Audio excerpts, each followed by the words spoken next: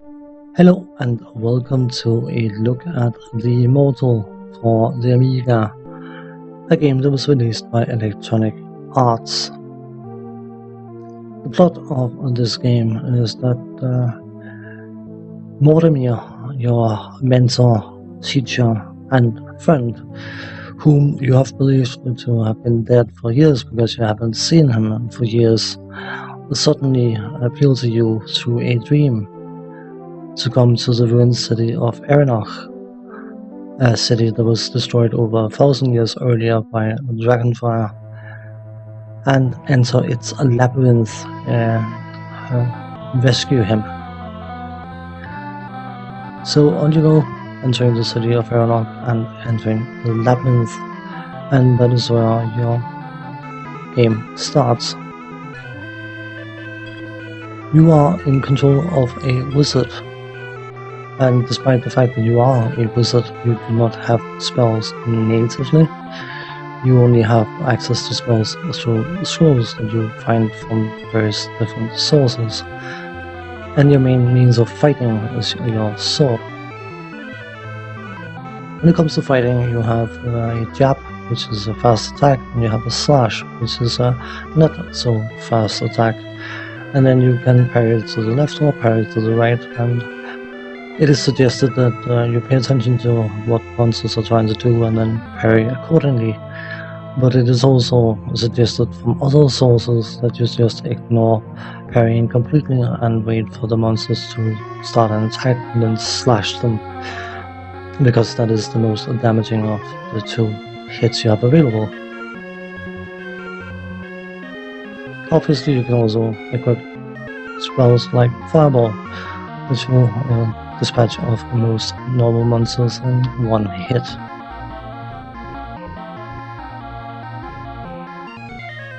Looking at the game, I think it's fairly clear that it is a isometric viewpoint game, a graphical style that was later made legendary by Diablo specifically, but other games as well.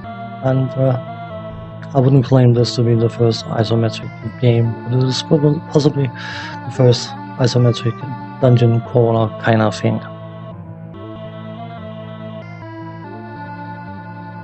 You have to navigate a total of 8 levels to discover the secret of the Immortal, and each level has puzzles that needs to be solved and traps that needs to be avoided and that kind of stuff.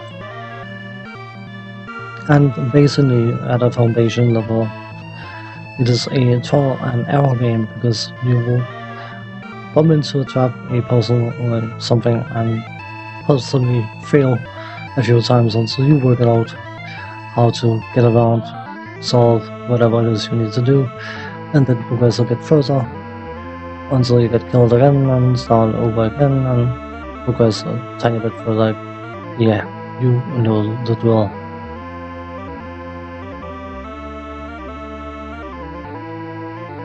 Because it is a puzzle, I wouldn't say heavy game, but it does definitely have puzzle elements to it.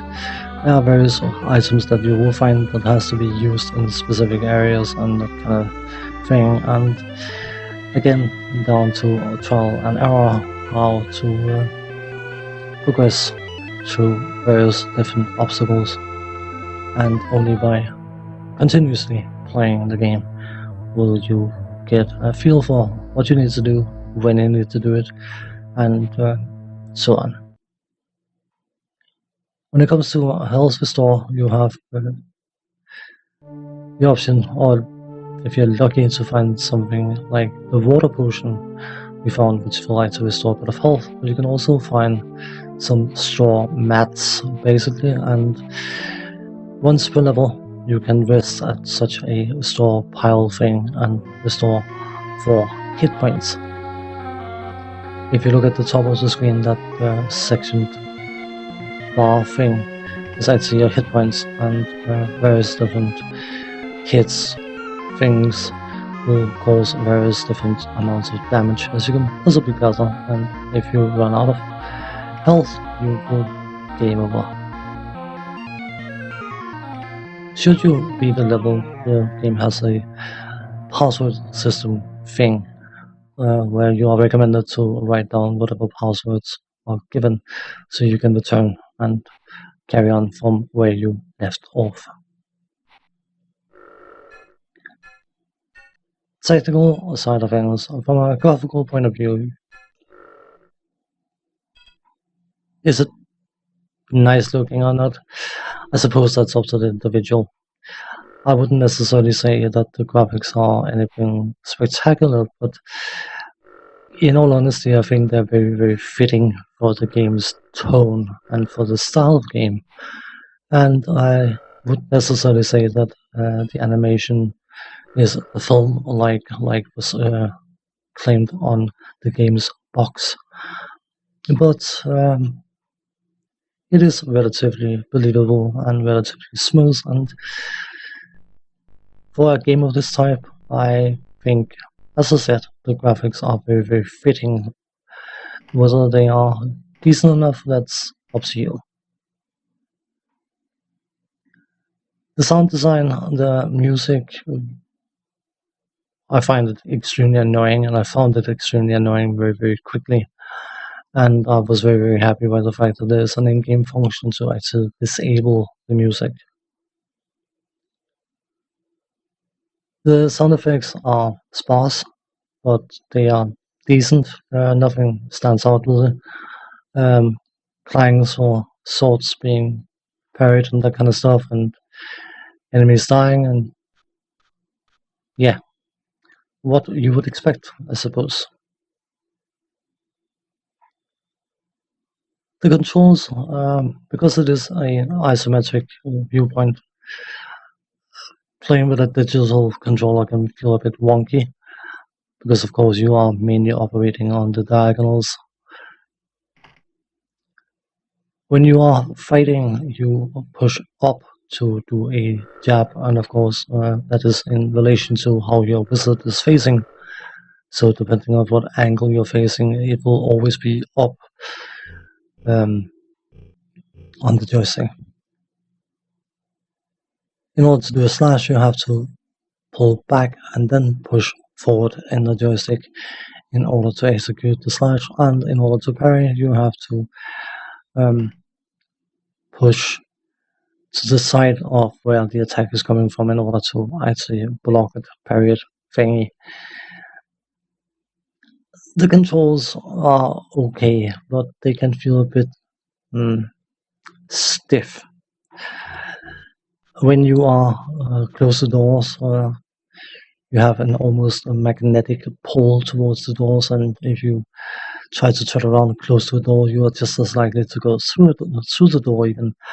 Which is, it's not a big deal, but it is somewhat annoying at times. Then, of course, we talk gameplay. The gameplay is what you see.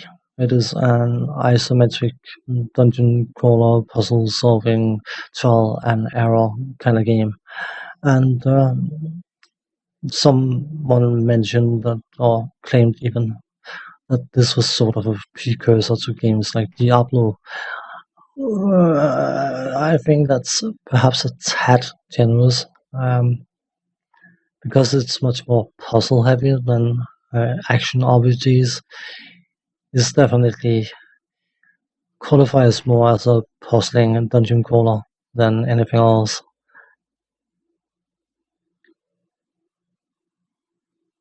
While I did find the game to be somewhat interesting, I have to admit, and that is likely because I'm getting too old for my own good, but I did find the trial and error aspect of the game to get rather obnoxious rather quickly. There's definitely a good game to be found in here if you have the patience for it, but if you haven't, then I'm not overly convinced that you are going to get much enjoyment out of playing this game for yourself. This game is definitely not bad, and for the style of game, which of course would have been somewhat unique at the time, it is fairly well made, and I'm sure that there's some interesting stuff to find and some interesting puzzles to solve. But yeah, as I mentioned before, I'm just not very good at having patience for games of this type. So